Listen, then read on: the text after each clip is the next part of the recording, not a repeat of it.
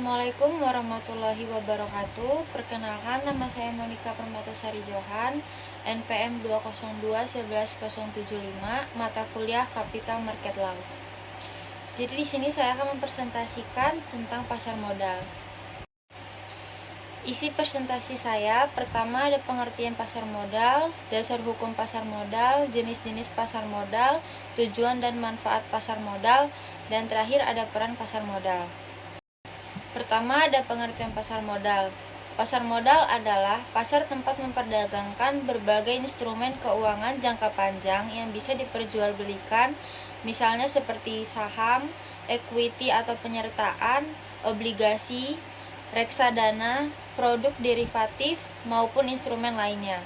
Instrumen keuangan yang diperdagangkan di pasar modal merupakan instrumen jangka panjang lebih dari 1 tahun, yaitu saham, obligasi, reksadana, dan berbagai instrumen derivatif seperti option, future, warrant, right, dan lain-lain. Yang kedua, ada dasar hukum pasar modal. Undang-Undang Nomor 8 Tahun 1995 tentang pasar modal. Pertama, Peraturan Pemerintah Nomor 45 Tahun 1995 tentang penyelenggaraan kegiatan di bidang pasar modal. Kedua, Peraturan Pemerintah Nomor 46 Tahun 1995 tentang tata cara pemeriksaan di bidang pasar modal. Yang ketiga, Surat Keputusan Menteri Keuangan Nomor 645 atau KMK 010 Tahun 1995 tentang pencabutan Keputusan Menteri Keuangan Nomor 1548 Tahun 1990 tentang pasar modal. Yang keempat, Surat Keputusan Menteri Keuangan Nomor 646 atau KMK 010 Tahun 1995 tentang kepemilikan saham atau unit penyertaan reksadana oleh pemodal asing. Yang kelima, Surat Keputusan Menteri Keuangan Nomor 647 atau KMK 010 Tahun 1995 tentang pembatasan milik saham perusahaan efek oleh pemodal asing. Yang ketiga, ada jenis-jenis pasar modal. Pertama, pasar perdana atau primary market atau initial public offering. Salah satu jenis pasar modal tempat melaksanakan penawaran efek oleh indikasi penjamin emisi dan agen penjualan terhadap para investor publik. Yang kedua, ada pasar sekunder atau secondary market. Tempat efek-efek yang telah dicatat pada bursa efek diperjualbelikan. Pasar sekunder menawarkan sebuah kesempatan pada para investor untuk membeli atau menjual efek-efek penawaran perdana.